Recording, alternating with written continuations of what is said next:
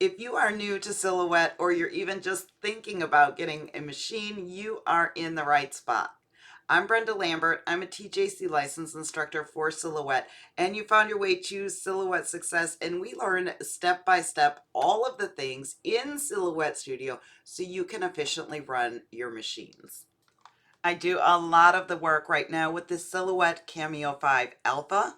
I do also have the Portrait 4 and the Curio 2, and I sprinkle those in here and there. If you have not set up your machine yet, now is the time. We're going to plug the power in here, USB here, and fire that baby up. If you want more of a step-by-step, I do have unboxing videos for all of the machines on my channel.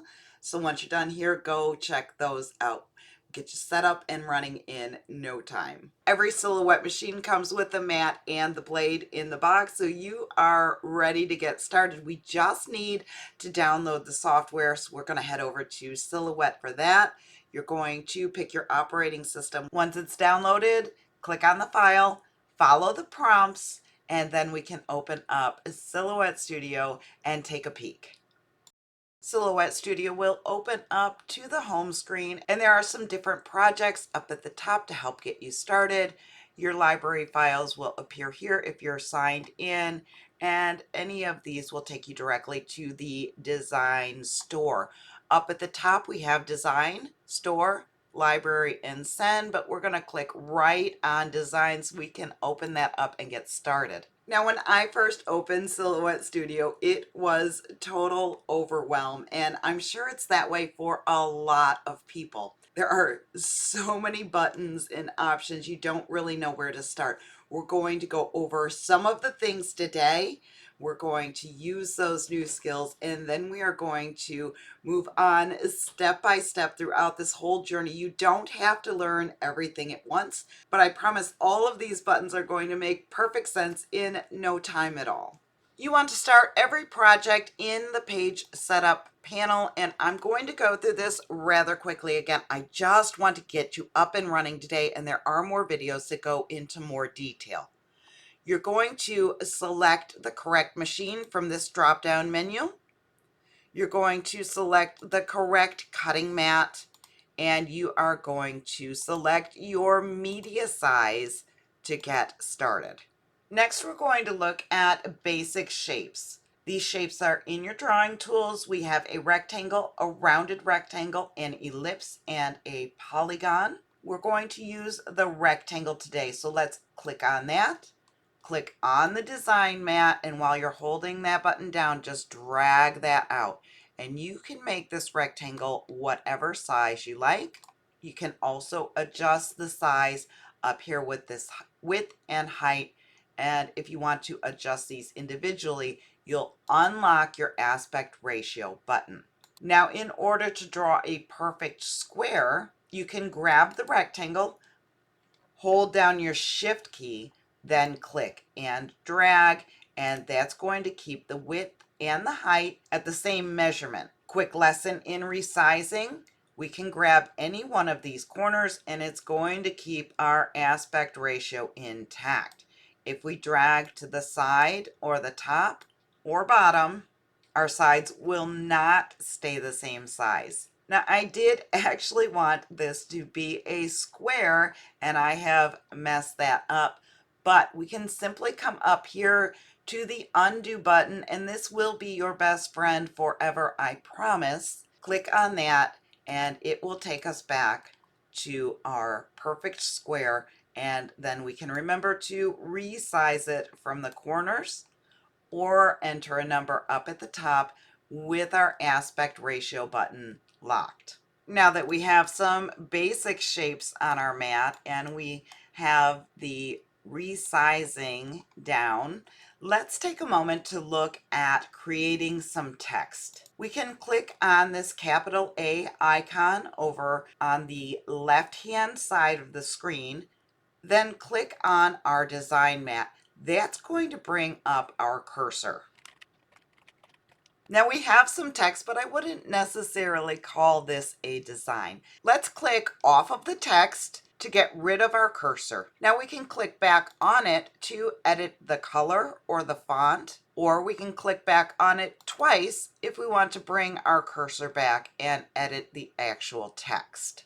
I want to show you the different fonts that I have available, and these will be different than what you have available. But if we go over to the right hand side now, there's a capital A and a lowercase a in two different fonts, and that's our text style panel. When we click on that, this panel will open up and you can see all of the different fonts that I have installed on my computer. The list that you have will be whichever fonts are installed on your computer. And we can click through these and you can see the text changing as we click through. And in the text style panel, we also have the options sometimes for bold, italics, or underline. There are the different options for justify. You can set your text horizontal or vertical. You can control the line spacing and the character spacing and the kerning as well. I am going to set this back to black sample. I want to show you one more quick option before we move over to the send page, just so that you can take your text and turn it into a fancier design. We're going to open up the offset panel, select our text, and click on offset. You can see the red line shows up around it. It just creates a border all around. You can control the distance either with the slider, the up and down arrows, or you can enter a number here, and you can also switch the corners to sharp corners or rounded. I've set the distance at 0.120, and this is going to give a complete outline around all of the letters. You can see the T and the T here are connected, and the U and the G here are connected. We can go ahead and click on apply, and that's going to give us a base layer, and we can now have a 2-layer decal instead of just a single one. Now we can select this offset, this outline, and fill it in with color up at the top, and that gives you a little bit better view of the double layer decal. And as promised, we are going to head over to the send page now and take a look at what we have going on. You can see all of our elements are lit up in red. That means it's going to use tool 1. You can see the red lines here. If we switch over to tool 2, you can see it's then lit up in blue. Tool 2 is used for the specialty tools, your sketch pens, your heat foiling tools, your embossing tool, that kind of thing. We do want all of this to cut out. So we're going to use tool 1, all selected lines. And you can see now that both layers on this are actually lit up. Whereas before, when we came to the send page, it was on tool 1, use outline of selection, and then the actual letters in here did not cut out. Now with that being said, I am going to switch back to tool 1, but you will need to separate these two layers before you cut. That way you can cut this one out of one color and the background layer out of a different color. So with that being said, the first thing you want to check on the send page is that all of your lines are in the right color and that all of your elements are separated, because you don't want them to cut on top of each other. The next thing you want to do is make sure that you have the proper machine. We have tool holder 1. I have my auto blade inserted and it is set to cut, and I have my material set to cardstock textured heavy.